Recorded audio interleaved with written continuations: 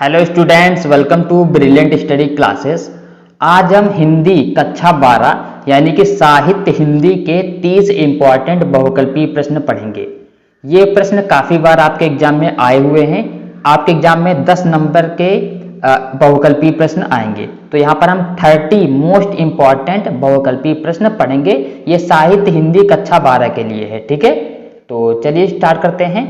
तो सबसे पहले यहाँ पर सबसे पहला क्वेश्चन क्या है? सबसे पहला क्वेश्चन देखिए। सबसे पहला क्वेश्चन है, चंद छंद वर्णन की महिमा के रचनाकार हैं। Option A Ram Prasad Niranjani, option B Jatmal, option C Gang, option D Daulat Ram. तो इसका आंसर क्या होगा? इसका आंसर है ऑप्शन सी गंग। इसका आंसर क्या है? ऑप्शन सी गंग। क्वेश्चन नंबर देखिए खा देखिए, हिंदी गद्य के प्रवर्तक कहे जाते हैं।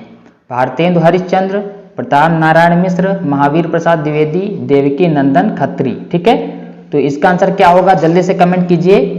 इसका आंसर है भारतेंदु हरिश्चंद्र। क्या है? भारतेंदु हरिश्चंद्र, ए नंबर। ठीक है, अब आगे बढ़ते हैं। ग नंबर देखिए, छायावाद युग की समय सीमा मानी जाती है। ऑप्शन ए 1900 से 1940 तक, ऑप्शन बी 1919 से 1938 तक, ऑप्शन सी 1920 से 1938 तक, ऑप्शन डी सन 1920 से 1940 तक। ये मोस्ट इंपॉर्टेंट क्वेश्चन है। इसका आंसर क्या होगा? जल्दी से कमेंट कीजिए। कमेंट करते रहिए ताकि आपको पता चल सके कि आपकी तैयारी कितनी है। तो इसका आंसर है ऑप्शन बी 1919 से 1938 तक। इसका आंसर ये है। अब देखिए घ नंबर देखिए, सन 1903 में सरस्वती पत्रिका के संपादन का कार्य प्रारंभ किया।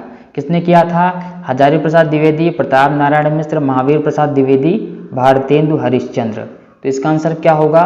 इसका आंसर है सी, महावीर प्रसाद द्विवेदी ने 1903 में सरस्वती पत्रिका का संपादन का कार्य प्रारंभ किया था। ठीक है, कमेंट करते रहिए जो भी आंसर आ रहा है ताकि आप चेक कर सकें आपकी तैयारी कितनी है। ठीक है, अब यहाँ पर आप देख सकते हैं, पैरों में पंख बांधकर रचना किस विधा की है? रिपोर्टाज विधा, संस्मरण विधा, जीवनी, यात्रा व्रत। ठीक है, तो इसका आंसर क्या होगा? इसका आंसर है यात्रा व्रत। इसका आंसर क्या है? यात्रा व्रत। ठीक है, अब आगे बढ़ते हैं। अब यहाँ पर हमारा देखिए 2 से स्टार्ट हो रहा है, फिर से 2 का स्टार्ट हो रहा है। ठीक है, यानी कि ये आपका 6 नंबर प्रश्न है। यशोधरा काव्य के रचयिता हैं।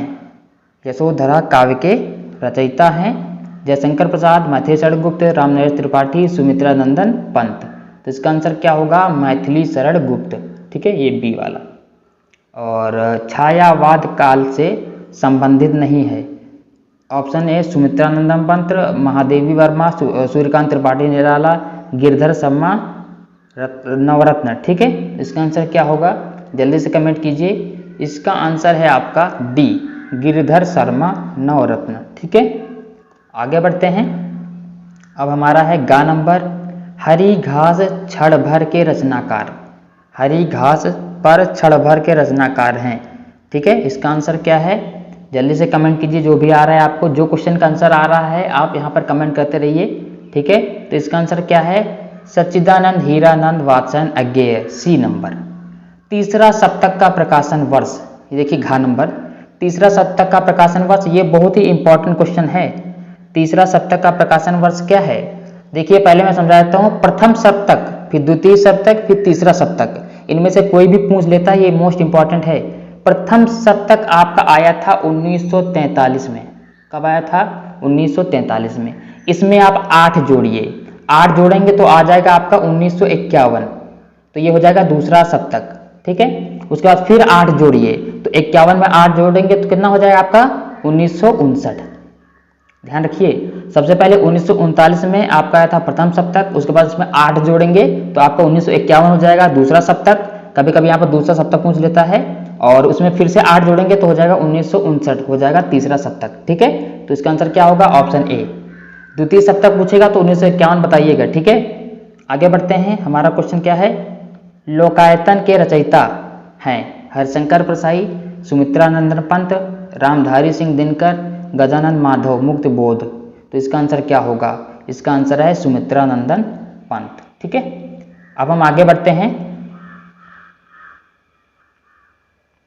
डॉक्टर हजारी प्रसाद द्विवेदी निबंधकार हैं। ये 11 नंबर प्रश्न है, ठीक है। हजारी प्रसाद द्विवेदी निबंधकार हैं। किस युग के निबंधकार हैं? शुक्ल युग, भारतेंदु युग, शुक्लोत्तर युग, द्विवेदी युग। तो इसका आंसर क्या होगा, जल्दी से कमेंट कीजिए। तो इसका आंसर होने वाला है शुक्लोत्तर युग, ठीक है। इसका आंसर क्या होगा? इसका आंसर आपका होगा शुक्लोत्तर युग, ठीक है। अब आगे बढ़ते हैं। आगे हमारा क्वेश्चन खा है, कला और संस्कृति इनमें से किस विधा की रचना है? कला और संस्कृति किस विधा की रचना है? आलोचना, निबंध, नाटक, कहानी। आलोचना, निबंध, नाटक, कहानी। तो कला और संस्कृति आपका क्या है? एक आपका निबंध है। क्या है? निबंध, ठीक है। अब आगे बढ़ते हैं। जो भी आंसर आ रहा है कमेंट करते रहिए। ये क्वेश्चन हमारा क्या है? राष्ट्र जीवन की दिशा कृति के रचनाकार हैं, ठीक है। तो इसके रचनाकार कौन हैं? पंडित दीनदयाल उपाध्याय, वासुदेव सरल अग्रवाल, कन्हैया मिश्र प्रभाकर, प्रोफेसर जी सुंदर रेड्डी। तो इसका आंसर क्या होगा?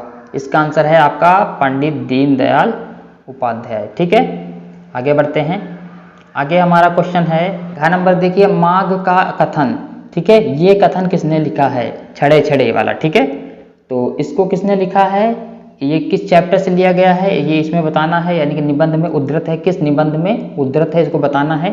ऑप्शन है राष्ट्र का स्वरूप, ऑप्शन 2 है अशोक के फूल, भाषा और पुरुषार्थ, भाषा और आधुनिकता। तो इसका आंसर क्या होगा? इसका आंसर है आपका अशोक के फूल, ठीक है, अशोक के फूल। आगे बढ़ते हैं। आगे हमारा है, तप्ती पगडंडियों पर पद यात्रा आत्मकथा है, ठीक है। किसकी आत्मकथा है? डॉक्टर एपीजे अब्दुल कलाम, कन्हैयालाल मिश्र प्रभाकर, पंडित दीनदयाल उपाध्याय की, जैनेन्द्र कुमार की, ठीक है। तो ये किसकी आत्मकथा है आपको बताना है, जल्दी से कमेंट कीजिए। तो इसका आंसर है कन्हैयालाल मिश्र प्रभाकर। क्या है? कन्हैयालाल मिश्र प्रभाकर, ठीक है। आगे बढ़ते हैं। सुमन राजे की कविताएं किस सप्तक में संकलित हुई, ठीक है। तो इसका आंसर बताइए जल्दी से। तो इसका आंसर क्या होगा? इसका आंसर होगा चौथा सप्तक, ठीक है। अब आगे बढ़ते हैं। इनमें से जगन्नाथ रत्नाकर की कृति नहीं है। जगन्नाथ रत्नाकर की कृति नहीं है। तो इसकी कौन सी कृति नहीं है? सबसे पहले देखिए ऑप्शन क्या है, समालोचनादर्श और श्रृंगार लहरी, विराष्टक, अधखिला फूल। तो इसका आंसर क्या होगा? अधखिला फूल हो जाएगा, ठीक है। अब आगे बढ़ते हैं।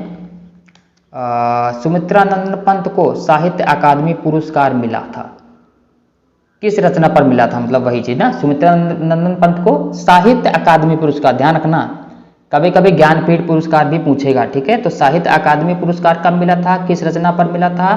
तो इसका है ऑप्शन लोकायतन पर, कला बूढ़ा चांद पर, चिदम्बरी पर और गाम्य पर, ठीक है। तो इसका आंसर क्या है? तो इसका आंसर है आपका कला और बूढ़ा चांद पर इन्हें मिला था साहित्य अकादमी पुरस्कार। और जो ज्ञानपीठ पुरस्कार है, ज्ञानपीठ पुरस्कार मिला था चिदम्बरा पर, ठीक है। ओके, इसका ये वाला फिर आंसर होता, ठीक है। ज्ञानपीठ पुरस्कार पूछ लेता है, चिदम्बरा याद रखना, ठीक है। अब आगे बढ़ते हैं। इनमें से कौन सी काव्य कृति रामधारी सिंह दिनकर की है, ठीक है। तो इसका ऑप्शन देखिए, चक्रवाल, अनामिका, रश्मिबंध, गन्य विधि। तो इसका आंसर क्या होगा? जल्दी से कमेंट कीजिए। इसका आंसर है चक्रवाल। क्या है? चक्रवाल इनकी ये कृति है रामधारी सिंह दिनकर की, ठीक है।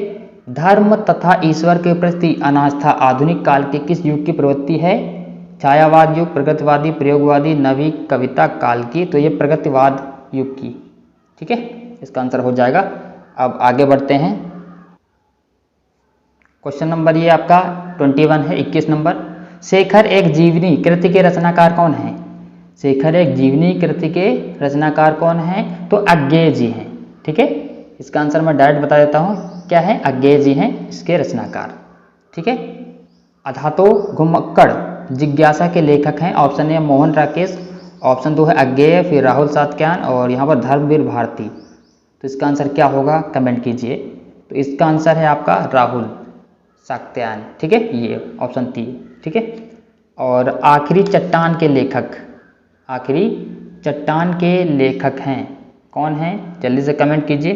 तो आखिरी चट्टान के लेखक आपके कौन हैं? तो इसका आंसर क्या होगा? मोहन राकेश, ठीक है। क्या होगा? मोहन राकेश जी हैं। ठीक है। अब देखिए खड़ी बोली गद्य की प्रथम रचना कृष्णावतार, गोरा बादल की कथा, वर्ण रत्नाकर, भाषा योग, वशिष्ठ। ठीक है, इसका आंसर क्या होगा जल्दी से कमेंट कीजिए। तो इसका आंसर आपका होगा गोरा बादल की कथा। ठीक है।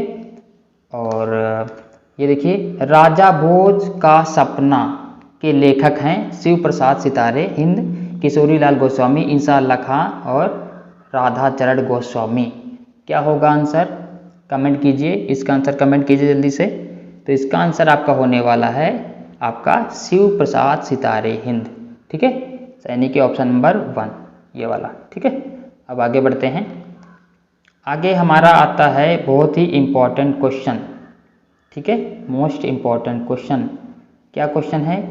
प्रिय प्रवास महाकाव्य किस भाषा में लिखा गया है? प्रिय प्रवास महाकाव्य किस भाषा में लिखा गया है? ऑप्शन ए अवधी, ऑप्शन 2 है ब्रज भाषा, खड़ी बोली और फारसी। तो इसका आंसर क्या होगा आपको बताना है। तो इसका आंसर होगा खड़ी बोली। ठीक है, खड़ी बोली हो जाएगा। आगे बढ़ते हैं। एक भारतीय आत्मा कहे जाते हैं। ठीक है, भूषण सूर्यकांत त्रिपाठी निराला, माखन लाल चतुर्वेदी, केशव दास। ठीक है, तो इसका आंसर क्या होगा आप कमेंट कीजिए जल्दी से। कमेंट करते रहिए ताकि आपको पता चल सके कि आपकी तैयारी कितनी है। ठीक है, तो इसका आंसर क्या हो जाएगा? माखन लाल चतुर्वेदी। ठीक है, माखन लाल चतुर्वेदी। अब गा नंबर देखिए। प्रगतिवाद के प्रमुख कवि हैं भारतेंद्र हरिश्चंद्र, गिरिजा कुमार, धर्मवीर भारती, नागार्जुन। ठीक है, तो प्रगतिवाद के प्रमुख कवि कौन हैं? प्रगतिवाद के प्रमुख कवि आपके नागार्जुन जी हैं। कौन है? नागार्जुन जी। ठीक है, अब आगे बढ़ते हैं। छायावाद की प्रमुख प्रवृत्ति है। छायावाद की प्रमुख प्रवृत्ति है वीरता और संग्राम का सम्मिश्रण, वर्तमान राजनीति का वर्णन, स्थूल के प्रति सूक्ष्म का विद्रोह, युद्ध का सजीव वर्णन। ठीक है, तो इसका आंसर क्या होगा? वर्तमान राजनीति का वर्णन। ठीक है, अब लास्ट क्वेश्चन है। सुमित्रा नंदन पंत को ज्ञानपीठ पुरस्कार, देखो आ गया क्वेश्चन। सुमित्रा नंदन पंत को ज्ञानपीठ पुरस्कार किस रचना पर प्राप्त हुआ? तो लोकायतन, थामा, चिदम्बरा, उर्वशी। तो चिदम्बरा पर इन्हें ज्ञानपीठ पुरस्कार मिला था। ये बहुत इंपॉर्टेंट क्वेश्चन है, मोस्ट इंपॉर्टेंट। ठीक है, ये क्वेश्चन है। तो अभी हमने क्या किया है? अभी हमने 30 इंपॉर्टेंट MCQ पढ़ लिए हैं। ठीक है, जो आपके एग्जाम के लिए, बोर्ड एग्जाम के लिए बहुत ही ज़रूरी है, तो इनको आप पढ़ के ही जाइएगा। तो अगर वीडियो आपको अच्छा लगा हो तो लाइक कीजिए, अपने दोस्तों के साथ भी शेयर कीजिए, चैनल को सब्सक्राइब कीजिए ताकि आपको और भी ऐसी वीडियो मिल सकें। मिलते हैं नेक्स्ट क्लास में। Thank you class.